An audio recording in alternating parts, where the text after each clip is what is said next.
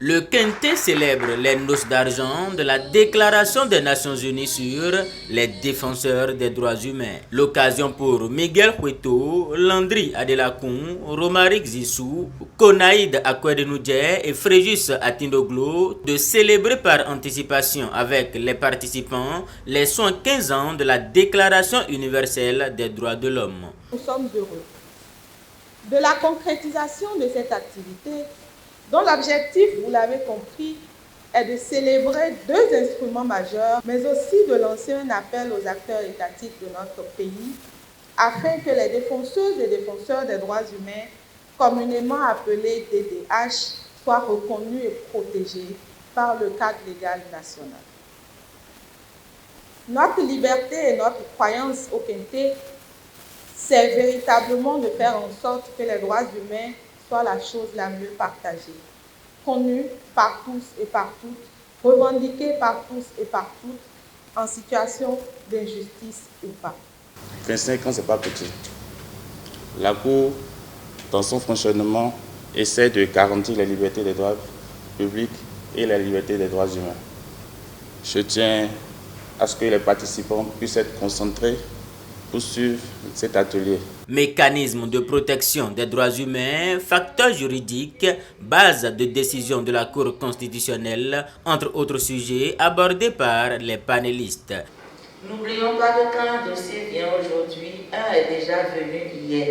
Et depuis 2022 à nos jours, on a un grand flux de dossiers parce que à travers les sensibilisations, les ateliers, le Béninois aujourd'hui connaît la commission et connaît son utilité. Et donc, on a beaucoup d'affluence aujourd'hui, beaucoup de requêtes que nous gérons avec notre petite équipe. Et des solutions sont en train on réfléchit à comment agrandir l'équipe pour vite satisfaire le citoyen qui est venu déposer une requête. Quand tu fais un recours devant la Cour constitutionnelle, le requis fait le recours avec suivant des observations qui transmet à la partie requérante. Aussi, elle va fournir des observations. C'est sur la base de ces observations que les sages de la Cour statuent. C'est de là que je parle de preuve. Et si dans les observations, tu peux aussi apporter des preuves matérielles, ça va de soi. Mais la Cour statue plus sur les observations. C'est les observations la base de la Cour. La Cour ne va pas s'ingérer. La Cour statue sur les preuves qu'il a à sa disposition. Si vous ne vous mettez pas en association ou en organisation, on a du mal en fait à donner de l'écho à ce que vous faites. On a du mal à accorder du crédit à ce que vous faites. Et si nous avons choisi de célébrer les 25 ans de la Déclaration des Nations Unies sur les défenseurs des droits humains, c'est aussi et surtout parce que nous voulons imposer, je fais exprès d'utiliser ce verbe, d'imposer dans la conscience de toutes et de tous qu'en tant qu'individu non organisé dans un groupe, on peut et on a le droit de militer, de manifester, de mener des actions. Lettres ouvertes et pétitions à l'égard du chef de l'État et du président de l'Assemblée nationale, en passant par la campagne de demande de justice à l'endroit du journaliste Ignace Sossou, le bilan des actions menées par Miguel Hueto et ses pairs a été présenté. C'était l'occasion pour ce groupe de défenseurs des droits humains de faire un plaidoyer à l'endroit du ministère de la Justice et de l'Assemblée nationale. Au Bénin, comme partout ailleurs dans le monde, les défenseurs et défenseuses des droits humains font face à des obstacles redoutables. La passion qui anime notre travail est inextinguible. Mais nous ne pouvons ignorer les menaces qui pèsent sur nous, sur les défenseurs et défenseuses des droits humains que nous sommes. Dans un contexte africain marqué par des refus démocratiques, des coups d'État, des prolongations de mandats et une répression croissante envers toute forme de dissidence, notre résistance réaffirme tout son sens et notre mission devient encore plus cruciale. Nous exprimons avec urgence la nécessité d'adopter une loi spécifique de reconnaissance et de protection des défenseurs et défenseuses des droits humains du Bénin, comme le recommandent les Nations Unies. Et sur ce chantier, le Bénin, il faut le reconnaître, est l'un des derniers élèves, loin derrière la Côte d'Ivoire, le Burkina Faso, le Mali et même le Niger, mais également la Sierra Leone. Le quintet, composé de Miguel Hueto, Landria de Lacun, Romaric Zissou, Konaïd Akwedenoudier et Fréjus Atinoglu, tous défenseurs chevronnés des droits humains, interviennent sur 3 axes juridiques, à savoir le contentieux stratégique des droits fondamentaux, l'information et l'éducation aux droits humains, mais également sur la recherche et le plaidoyer.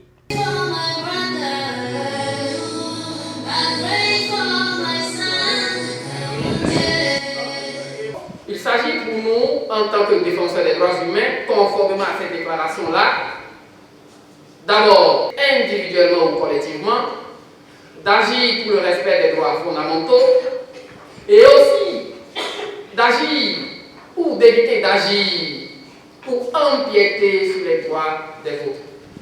Et c'est fondamentalement le contenu de cette plaquette qui a été réalisée par nous dans l'unique but de sensibiliser, d'attirer l'attention de nous tous sur ce texte fondateur, lequel texte nous a permis, je dirais, d'inspiration à l'élaboration, je dis bien, du premier projet de loi portant protection des défenseurs des droits humains en République du Bénin.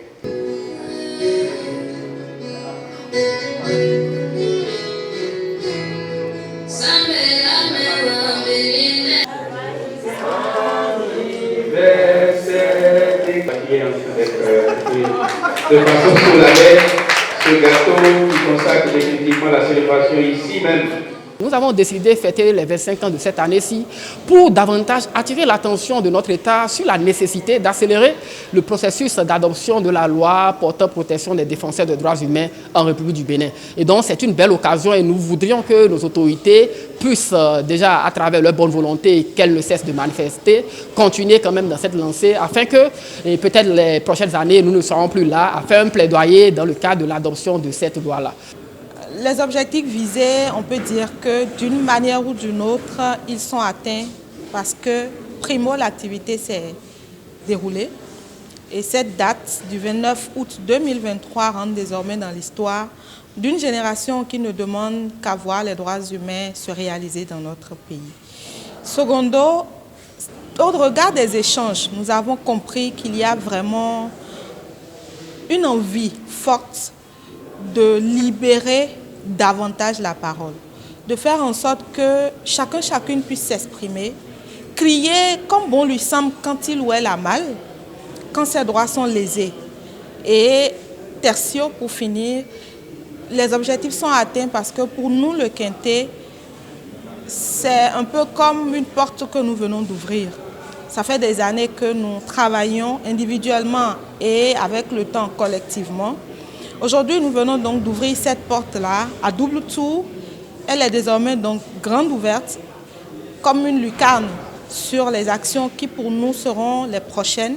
Et surtout, et c'est ce qui nous tient le plus à cœur, que les défenseurs et défenseuses des droits humains pris individuellement soient considérés par tous les acteurs. Je finirai en vous réitérant nos remerciements et surtout en lançant un appel à tous les acteurs pour que ce processus en cours depuis quelques années pour l'avènement d'une loi au profit des défenseurs et défenseuses des droits humains au Bénin soit réalité. Cette célébration est l'expression de l'engagement de ces jeunes béninois en faveur des droits humains. Le quintet s'engage à davantage travailler pour la promotion des droits de l'homme. Déclaration universelle des droits de l'homme.